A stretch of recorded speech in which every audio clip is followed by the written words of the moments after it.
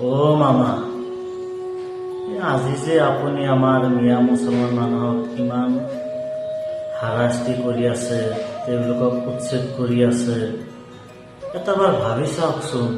তেওঁলোকোতো মানুহ, তেওঁলোকৰোতো কষ্ট হয়। আপুনিতো এজন মানুহ, তেওঁলোকৰ ইমান কষ্ট চাই আপোনাৰ কি মনত অলপো কষ্ট নালাগে নেকি? মানিছো তেওঁলোকে আপোনাৰ চৰকাৰী মাটিত আছে, তেওঁলোকক আপুনি উচ্ছেদ কৰিছে, ঠিকেই আছে।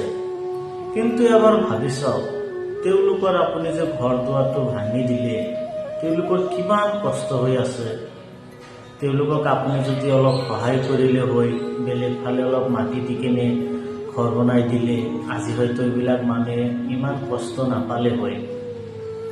অ মামা, এই মানুহৰ ভিতৰত চাওক, আমাৰ যিবিলাক মা ভণ্টি আছে, তেওঁলোকে প্ৰেগনেণ্ট, কিছুমান বুঢ়া মানুহ বুঢ়ী মানুহ আছে, বেমাৰত ভুগি আছে, তেওঁলোকে ক'ত যাব, ক'ত যায় চিকিৎসা হ'ব?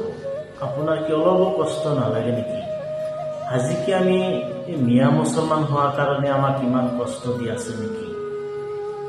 আজি চাওক, ইমান গৰমৰ মাজত আপোনালোকে যে উচ্ছেদ কৰিছে, চব মানুহগিলাই কি কৰিছে, তিৰপলেদি ঘৰ বনাই আছে।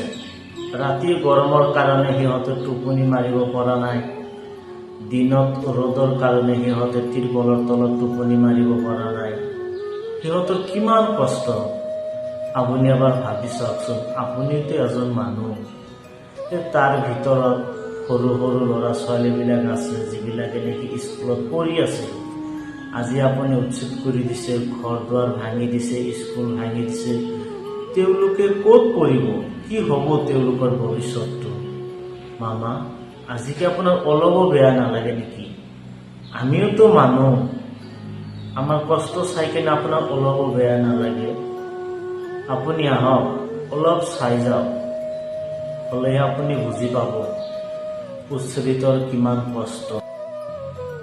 মামা, এবাৰ হ'লেও ভাবি চাওক, এই মিয়া মুছলমান উচ্ছেদিত মানুহে আপোনাক ভোট দিছিল। এইবিলাক মানুহে কিন্তু আপোনাক ভোট দি কিনে আজি ৰজা বনাইছে।